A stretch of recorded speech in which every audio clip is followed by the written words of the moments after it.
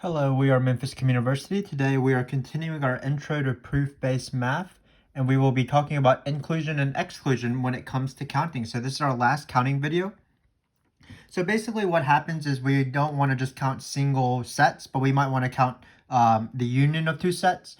But because those two sets might have an intersection, we have to account for that. So we can't just add up the cardinality of set A and add up the cardinality of set B, because we might be multi-counting certain things. So what we have to do is we have to subtract off the intersection, and that's basically it.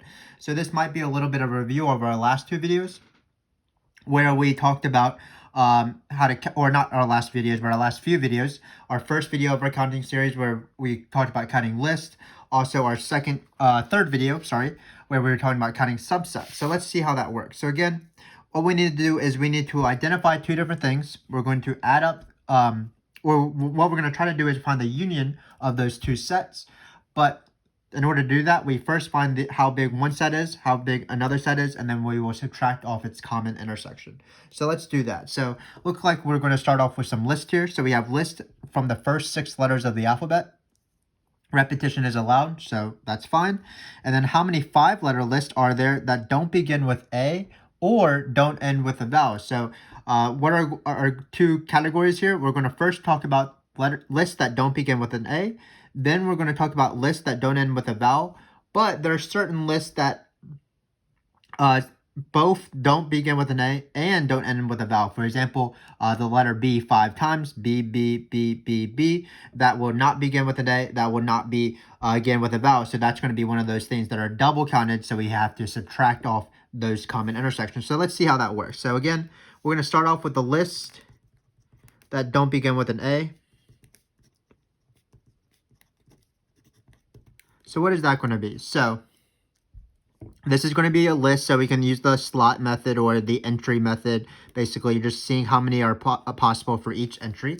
We're probably not going to multiply everything out in this video, but hopefully that won't be too much of a sort of a turnoff for you. But in this case, we're going to first start off with the list that don't begin with A. So it's pretty easy. How many choices do we have for the first choice? Well, we just can't start off with an A. So that's going to be just B, C, D, E, F. That's just 5.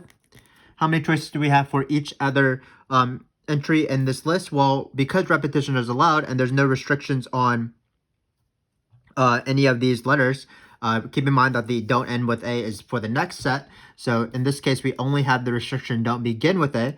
So there's no restrictions on these last 4 letters. So they can be any of these 6 letters. So it's going to be 6, 6, 6, 6. So this is going to be 5 times 6 to the 4th. Again, we're not going to multiply everything out. That's not the important thing that we're doing here. So now what we're going to do is we're going to find the lists that don't end with a vowel. So that shouldn't be too bad. So lists that don't end with a vowel, same method. Keep in mind that in this case, we have 2 vowels, A and C. So let's start off with the restriction. So how many don't end with a vowel? Well, there's going to be 2 possibilities there. Sorry, there's 2 vowels, so that means there's 4 possibilities. It can either be B, C, D, and F. So it's going to be 4 possibilities. And then again, because we're only looking at this restriction, there are no restrictions on these letters right here, the first 4 letters. So all of those can be 6 possible letters, any letter that you choose. So it's going to be 6, 6, 6, and 6. So in this case, it's going to be 4 times 6 to the 4th. Finally, remember that the total number of the list we want is not this number plus this number. We do have to, again, subtract off all those common lists that we counted both in this set and both in this set. So now what we're going to do is we are going to look at the intersection of these 2 sets. And this is inclusion, exclusion. You have to exclude the ones that are in common, these sets. So 1, 2, 3, 4, 5. So basically we want to choose those, we want to see, or we want to count how many lists that have both of these things. That's the intersection. So we want to count the lists that both don't begin with an A and don't end with a vowel. So what's the restriction here? Well, in this case, it's going to be 5 because we don't want to choose an A, so we can choose B, C, D, E, and F. For this last letter, it's going to be this 4 here because we don't want to choose A or E. We don't want to choose a vowel. And then finally, for these middle 3, they can be any single letter because of these 6, because there's no restrictions for the second, third, and fourth entry. So it's going to be 6 times 6 times 6. So it looks like our final answer, keep in mind that this is going to be 5 times 4, which is 20 times 6 to the third. So our final answer is going to be 5 times 6 to the fourth plus 4 times 6 to the fourth. So let's just write it out with this formula, actually. So we want to find this intersection, right? This union. And what it's going to be is this guy plus this guy. And then we subtract off the common intersection. So it's going to be 5 times 6 to the fourth plus 4 times 6 to the fourth minus 20 times 6 cubed. And you can sort of simplify this if you want. For example, you can write this as, you can take out a 6 to the third, first of all, because both of these have 6 to the thirds. And then you can also, what will be left? Well, this is 9 times 6 to the fourth, so it'll be 9 times 6 will be left, so it's 54. And it'll be 54 minus 20, so that's going to be 54 minus 20 is 34. So this is our final answer. This is the most I want to simplify it. But hopefully you understand what we're doing. Again, not too bad. Same thing as our list video a few videos ago, using our entry method, or just seeing how many potential entries are in each position. But all we're doing is we're just subtracting off the common intersection to find the number of sets, because we multi-counted when we added the two sets together, because they had common lists. For example, B, B, B, B, B, B, B, or for example, C, D, C, D, C. Again, both of those would be in both lists. They both don't begin with a, they both don't end with a vowel, so we would have to subtract off their common intersection. So let's do the same thing, but now with subsets. So here what we're going to try to do is we are taking a 3-card hand. We're dealing with our normal 52-card deck, and we want to count how many are different hands, these 3-card hands, are there for which all 3 cards are spades, or all 3 cards are face cards. Keep in mind that face cards are Jack, Queen, and King. So first off, what we need to do is we need to count how many are there where all 3 are spades. So we want all 3 are spades. Well, how many spades are there in the deck? Well, there are 13 spades, and we want to just choose 3 of them. So that's why it's going to be 13 choose 3. Again, what's the difference between subsets and lists? And subsets, the order doesn't matter. So, for example, if you had the ace of spades, the 3 of spades, and the 9 of spades, that's the same thing as the 9 of spades, 3 of spades, and ace of spades. You can sort of mix up the cards. So, again, all we're doing is we're choosing 3 of the spades. We don't really care about all the other cards because we only care about spades in this case. So we want 13 choose 3. So that's all 3 are spades. Now, what about all 3 are face cards?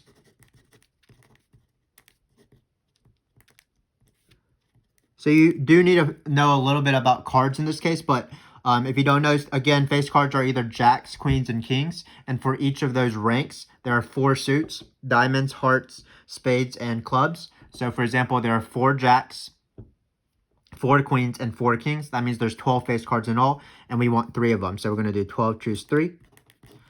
And then finally, there is one hand, if you can recognize, that are going to be that are both all spades and all face cards. When you have these 3 cards, that's going to be the king of spades, the queen of spades, and the jack of spades. So we do have to count. Subtract off that one hand. That's the only part of the intersection when we do this formula.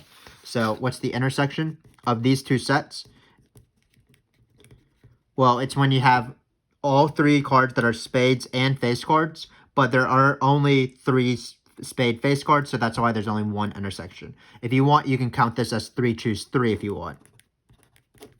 But there's only one way to choose 3 things from 3 things. You just choose all 3 things. So this would be 1. But again, if you want to write it with binomial coefficients just to practice choosing, you would be choosing 3 cards out of 3 because there are 3 spade face cards. So what's the total number of hands that we want? Either this one or this one. Well, it's going to be the formula. It's going to be A intersection, union B, is equal to... Sorry, my pen usually stops working at the bottom of the page. Let me see if I can get a new one. So it's going to be A plus B here minus the intersection, remember? You could find these out, but again, I don't really want to do that. So I'm just going to leave them as binomial coefficients. But again, if you would want to simplify it with paper, you would do like 13 factorial over 3 factorial, 10 factorial. This one would be, for example, 12 factorial over 3 factorial divided by 9 factorial. And this is just 1, of course, because it's 3 factorial over 3 factorial, 0 factorial. and 0 factorial is 1. So in this case, what is A? It's going to be 13 choose 3. This is going to be 12 choose 3. And then finally, we're going to subtract off 1, which is the intersection. So again, nothing new. We're dealing with subsets, but in this case, we are going to subtract off any common intersection. So inclusion, exclusion, just one extra step from our counting list and our counting subsets. So let's move on. So let's talk about the addition principle. So basically what happens is you might not just be counting the union of just two sets. You might be counting the union of a variety of different sets.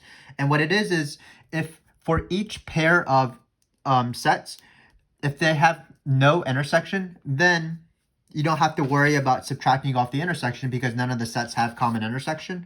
So what happens is that the size of the union of all these sets is going to be just equal to the individual cardinalities of the set. So for example, if you're counting the union of A1, A2, A3, A4, where A1 has one thing, A2 has two things, A3 has three things, A4 has four things, and none of them have share any sort of common elements, even just amongst pairs of them. So for example, A2 and A3 don't have any elements together, A3 and A4 don't have any elements together.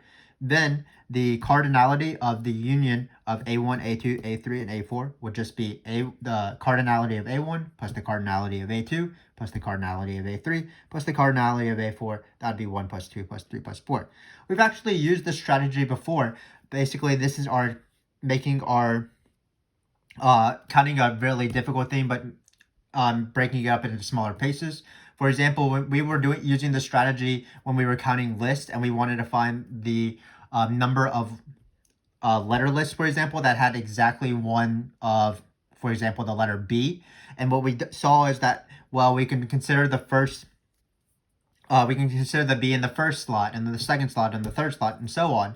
And keep in mind that for that example, there would be no common intersection, because if you have exactly one B, it has to be in one of the spots. It can't be in both the first spot and the third spot. So what we were doing there is to count the total number of those possible lists. We were just adding up the total number of the B in that certain spot, which happened to be the same number. So that's why we were multiplying in the end. So let's just see how it works in this case.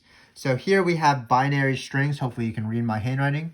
But we have binary strings and we have 8-digit numbers. And what we want to do, eight digits. So remember, binary strings consist of zeros and ones. So an example of this binary string would be, for example, 0, 0, 0, 0, 1, 1, 1, 1. And then what we want is we want our 8-digit binary strings to have an even number of ones.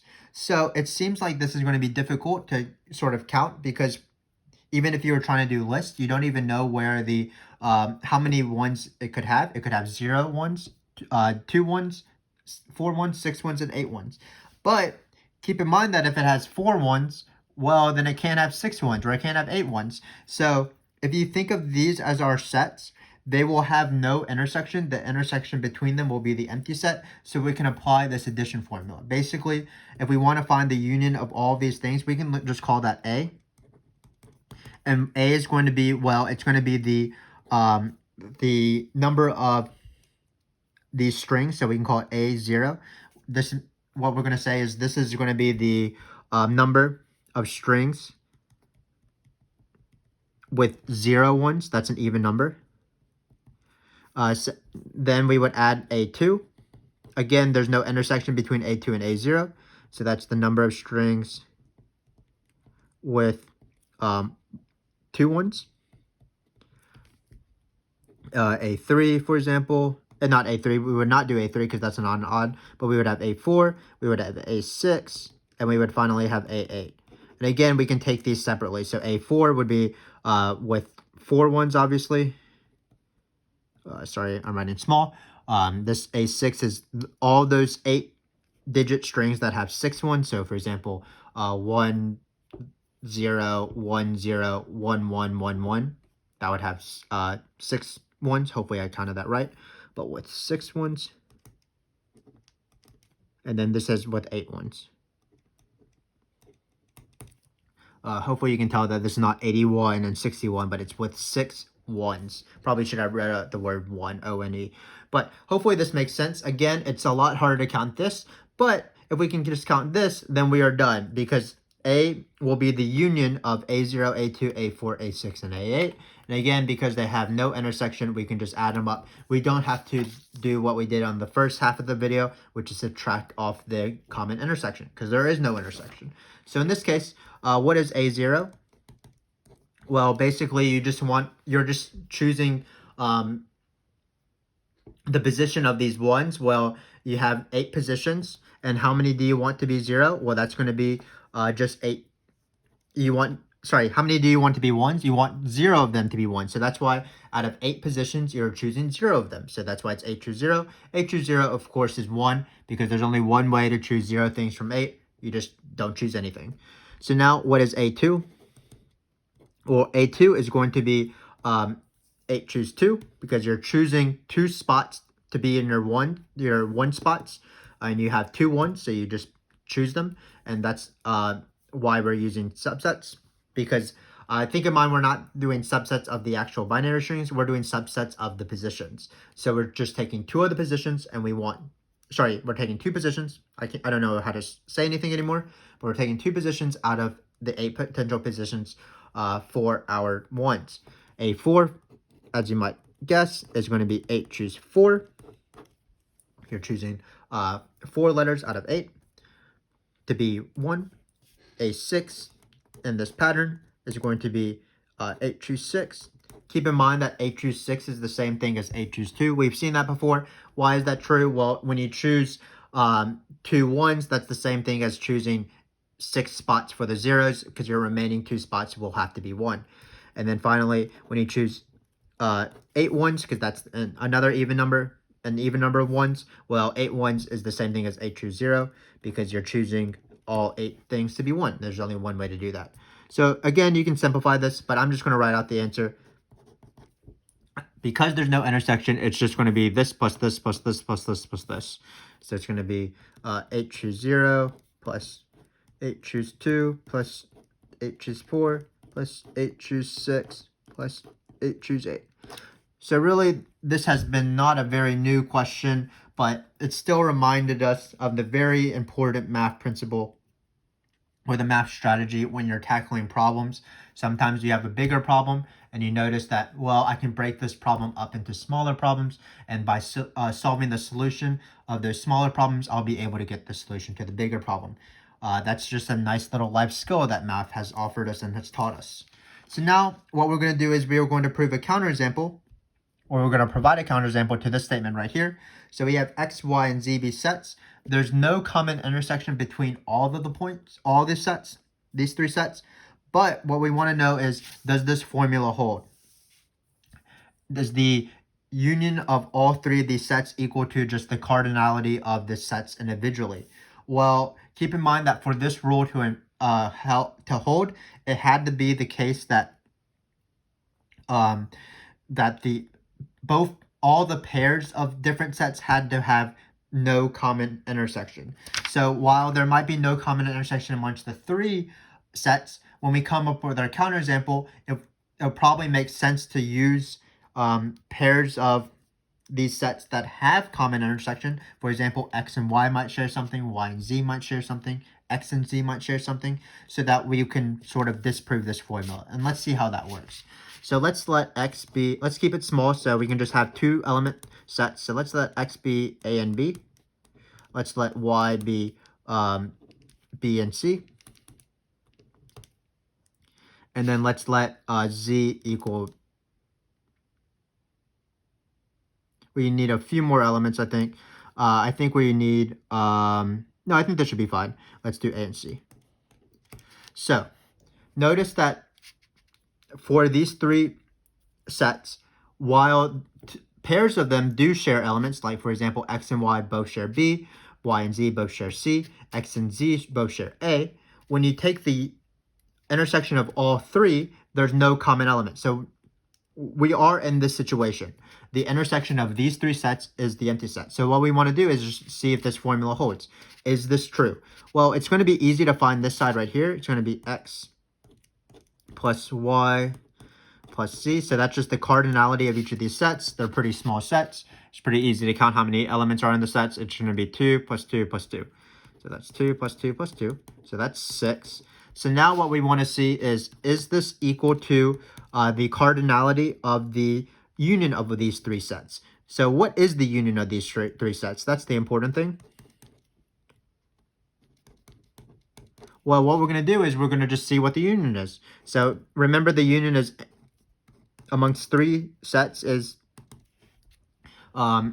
basically all the elements that appear in any of the sets. So for example, it's going to be A, it's going to be B because B appears in the sets, and C. You don't list out, of course, elements twice when you're listing out a set, and that's the key. So what's the size of this set? Well, it's going to be 3. And notice that 3 does not equal 6. So we are done. We have disproven this fact. In order for this to have been true, it would not just be required that the 3 sets don't share anything. It has to be that all the 2 pairs of different sets, so XY, YZ, and XZ, all of those have no common intersection. So hopefully you can understand the power of the addition principle. Again, it allows us to break up bigger problems into smaller problems, but you can't just apply this willy-nilly. You do need to have this very important restriction, or else you would need to deal with intersection sort of like how we did in the first question. So hopefully all of this made sense. This concludes our counting videos. We had 5 of them. First one was on counting lists. Second one was on factorials, I believe. Third one was on counting subsets. Fourth one was on binomial theorem, and this was then the 5th one. Hopefully you've learned a lot of things as we've gone. We've learned how to count lists. We've learned how to count sets. Counting lists sometimes required factorials. Counting subsets required binomial coefficients, which appeared in the binomial theorem. And finally, we added this inclusion-exclusion thing, where you might need to subtract off the intersection when you're counting the union of 2 sets. But if this has been a good process for you, then I hope that you stick with us, because the next videos are even more exciting than these counting videos. We actually begin our proof methods and our introduction of proof in our next videos. So be on the lookout for that. We always appreciate your support of our channel, and we hope that you continue watching with us as we actually prove some proofs in our next video. So hopefully we will see you there. Thanks again for watching, of course.